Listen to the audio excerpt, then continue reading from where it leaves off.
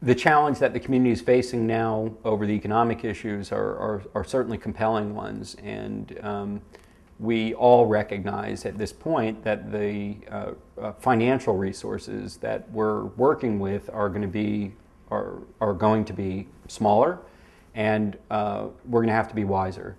But with wisdom also is going to require, I think, being ahead of the curve. The one thing we can't do is retrench. So it means that we have to some people are saying reset or recalculate how we can best advance our mission. We're a $100 million enterprise, national and local budgets aggregated together. And we will shrink, obviously, as others in this environment. But with that network, that global network and that local focus of our organization, we see the potential not only to be physically present, but to have an outreach capacity to the estimated, at least in the United States, 100,000 Jews a year that are entering college. And to do that in an unprecedented way. We may not be able to do it only with staff. And we certainly can't count on all those people walking through a building. So it means that the social networks will be a critical component. It means that one of our strategic partners in this enterprise, absolutely, both in terms of resources and in terms of, even financial resources, but also other resources, is the university itself.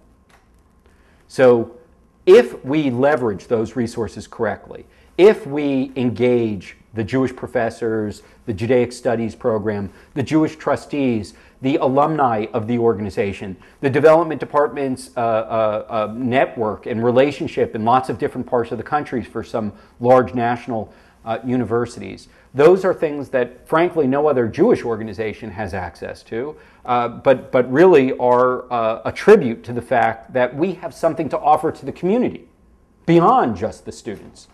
I think that's a real, frankly, a strategic question for the Jewish people. Where are the places that we have allies?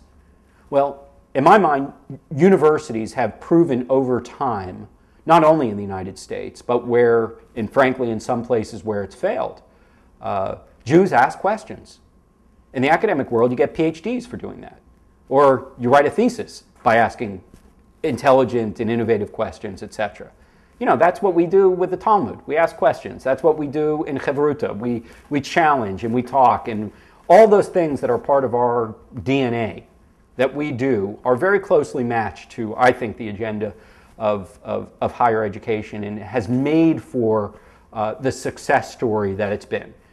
And by and large, by the way, I don't want to whitewash the challenges that we also face, and that sometimes cause a great deal of anxiety in the community, particularly as it relates to detractors of Israel, as it relates to intellectuals who have abused both classroom and the quad because of academic freedom or freedom of expression realms. And unfortunately, and I think unfairly, the campus landscape is often painted around that only. And so while that is an element, if one were to grade the campus, I'd want to make sure that we have the full report card. I'd want to make sure we look at all of our allies as well as our very real detractors. Who has the power on campus? Who has the interests of the Jewish community at heart? And where there are abuses, and there are we an organized and disciplined enough community to really challenge and raise those issues in appropriate ways? And I think where we've done that, we've only found allies. And by and large, presidents of universities in this country are allies of the Jewish community, or understand our interests. And I don't think it's always fair to grade a university on the basis of a single professor or a group of professors that may be saying things that are very harmful and hurtful for us to hear. In the longer term, the university is a place that I think is good for the Jews, and the Jews are good for the university.